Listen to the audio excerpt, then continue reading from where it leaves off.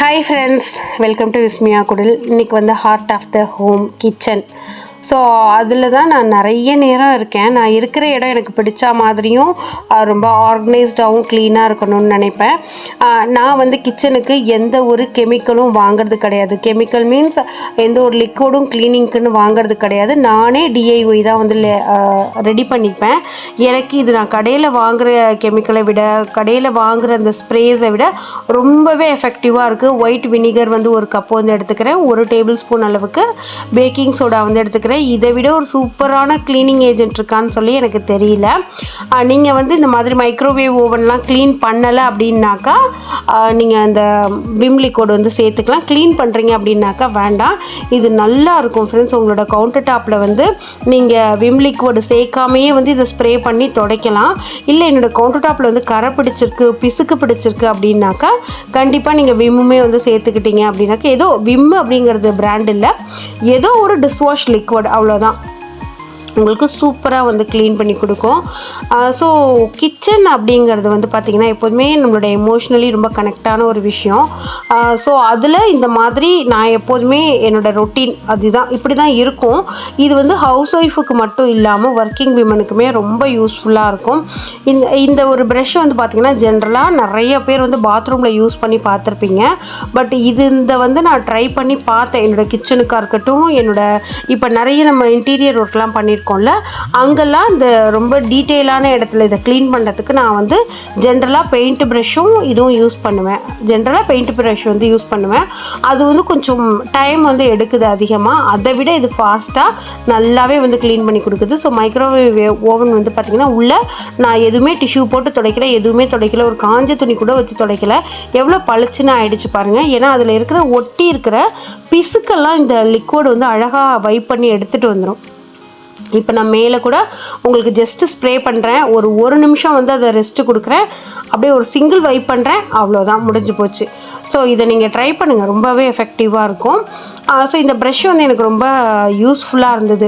இப்போ நிறைய பேர் என்கிட்ட கேட்குறது, நீங்கள் வந்து வீட்டில் இருக்கீங்க, உங்களால் க்ளீன் பண்ண முடியுது, நாங்கள்லாம் வந்து ஒர்க்கிங் விமன், நாங்கள் டெய்லியும் ஆஃபீஸ் போய்ட்டு ரொம்ப லேட்டாக வரோம் அப்படின்னா கண்டிப்பாக நமக்கு மாதத்துக்கு ஒரு நாள் கிடைக்காம போகாது. அப்போ நீங்கள் இந்த க்ளீனிங்கை வந்து எப்படி என்ஜாய் பண்ணலாம் அப்படின்னு சொல்லி பார்த்தீங்கன்னா, உங்களுக்கு ஃபேமிலி டைம் ஏதாவது ஒரு ஸ்நாக்ஸோ இல்லை வந்து ஃபுட்டோ வந்து ஃபஸ்ட்டே செஞ்சு வச்சுடுங்க. ஏன்னா நம்ம க்ளீன் பண்ணிட்டோம் அப்படின்னாலே கொஞ்சம் சில பேர் வந்து பழக்கம் இல்லாதவங்க டயர்ட் ஆகிடுவாங்க. அதுக்கப்புறமா சமைக்க முடியாது, வெளியில் வாங்கணும், இந்த மாதிரி இருக்கும். ஸோ எப்போதும் எந்திரிக்கிறத விட ஒரு 1 hour வந்து கொஞ்சம் லேட்டாக எழுந்திரிச்சிங்கன்னா கூட நீங்கள் அந்த பிரேக்ஃபாஸ்ட்டையும் சரி லஞ்சையும் சரி எப்போதும் ஆஃபீஸ்க்கு எப்படி கடகடன்னு செய்வீங்களோ அதே மாதிரி செஞ்சு விட்டுருங்க. செஞ்சுட்டு இப்படி ஃபேமிலியிலேயே உட்காந்து பேசிக்கிட்டு செய்யலாம். இல்லை ஏதாவது ஸ்நாக்ஸ் வந்து செஞ்சு வச்சுட்டு ஈவினிங் சாப்பிட்டுக்கிட்டே இந்த மாதிரி க்ளீனிங் வந்து நீங்கள் பண்ணலாம். இல்லை உங்களுக்கு நல்ல பிடிச்ச பாட்டை கேட்டுட்டு பண்ணலாம். இல்லைனாக்கா ஜென்ரலாக இந்த மாதிரி ஒர்க்கிங் விமன்ஸ்லாம் வந்து இந்த க்ராசரி பர்ச்சேஸு, அதுக்கப்புறமா வெஜிடபிள் பர்ச்சேஸ்லாம் வந்து வீக்கெண்டில் வந்து வச்சுப்பாங்க. ஸோ அன்னைக்கு வீட்டில் இருக்கிறவங்கள ஹஸ்பண்டை குழந்தைய இந்த மாதிரி வாங்குறதுக்கு அனுப்பிட்டு அதுக்கப்புறமா நீங்கள் இந்த மாதிரி க்ளீன் பண்ணிங்கன்னா உங்களுக்கு தனியாக இருக்கிற மாதிரி ஒரு ஃபீலிங்கும் இருக்காது.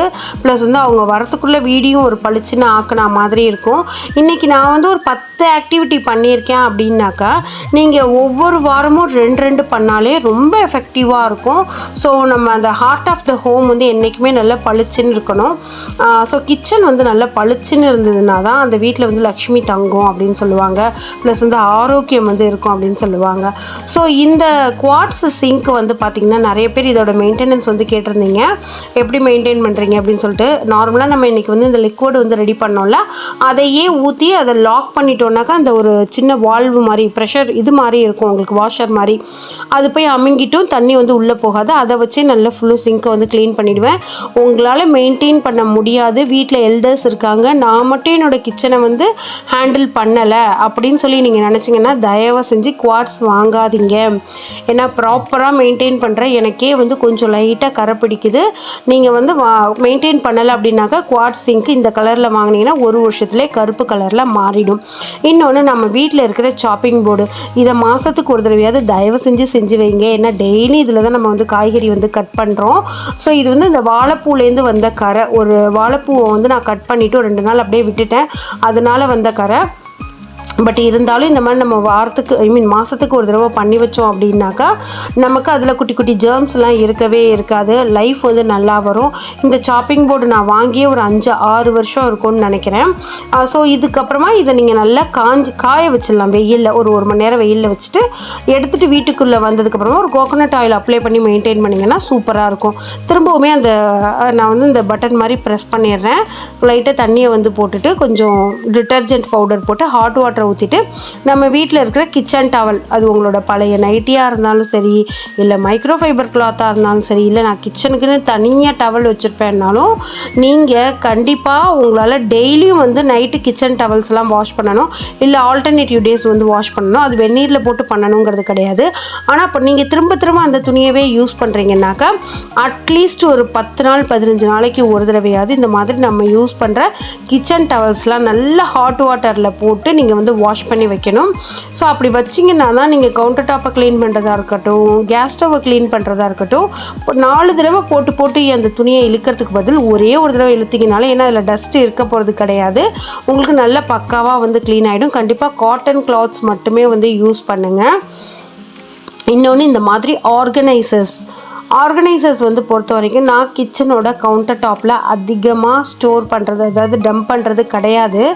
இந்த மாதிரி நீங்கள் உட்டில் வந்து ஒரு சாப்பிங் போர்டாக இருக்கலாம், இல்லை இந்த மாதிரி ஆர்கனைசராக இருக்கலாம், இல்லை சப்பாத்தி கட்டையாக இருக்கலாம். ஒரு டிஷ்யூ வந்து எடுத்துக்கோங்க. ஏன் உங்ககிட்ட டிஷ்யூ இல்லைன்னா ஒரு துணி கூட எடுத்துக்கோங்க. கொஞ்சோண்டு தேங்காய் எண்ணெய் அதில் ஊற்றிட்டு இது மாதிரி கம்ப்ளீட்டாக வந்து தொடச்சிட்டிங்கன்னா அது நல்லா பார்க்குறதுக்கு ஷைனிங்காகவும் இருக்கும். அதோட லைஃபுமே வந்து நல்லா வரும். இதனால் நம்ம இந்த மாதிரி பண்ணுறப்ப இல்லை குட்டி குட்டி டஸ்ட்டு வந்து ஒட்டியிருக்கும் பார்த்திங்களா, அது வந்து வரவே வராது. உட்டை பொறுத்த வரைக்குமே கொஞ்சம் விரியும், கொஞ்சம் சுருங்கும், அந்த மாதிரி கேரக்டர் இருக்கிறது.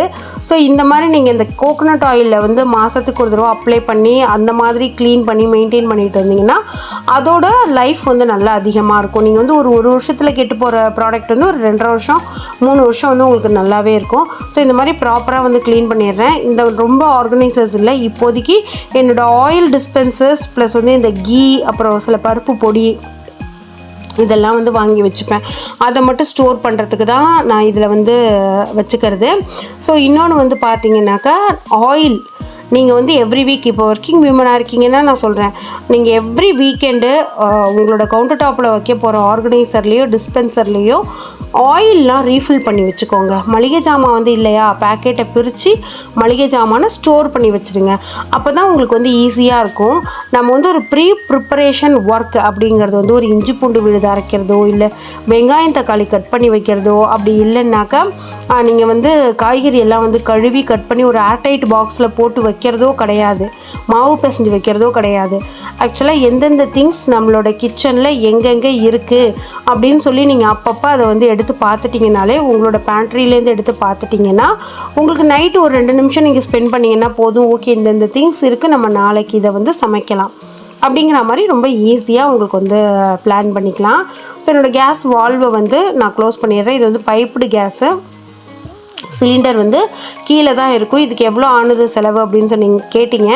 எனக்கு வந்து ஒரு 20 அடி ஹைட்டு வந்தது. ஹைட்டு மீன்ஸில் அந்த காப்பர் பைப்பு ஒரு 7500 கிட்ட எனக்கு வந்து செலவானது இது. ஸோ சிலிண்டர் போடுறவங்க வந்தாங்க அப்படின்னாக்கா கீழேயே சிலிண்டரை வச்சுட்டு போயிடுவாங்க. எனக்கு இது சேஃபாகவே இருக்குது. ஏன்னா இது வந்து ஸ்டில்ட் ஹவுஸ் அப்படிங்கிறதுனால. ஸ்டில்ட் ஹவுஸ் அப்படின்னா உங்களுக்கு கீழே வந்து கார் பார்க்கிங் மட்டும்தான் இருக்கும், ஒரு ஹெட்ரூம் இருக்கும், மேலே வந்து வீடு வந்து ஆரம்பிக்கும். ஸோ அந்த மாதிரி இருக்கிற ஒரு ஹவுஸு.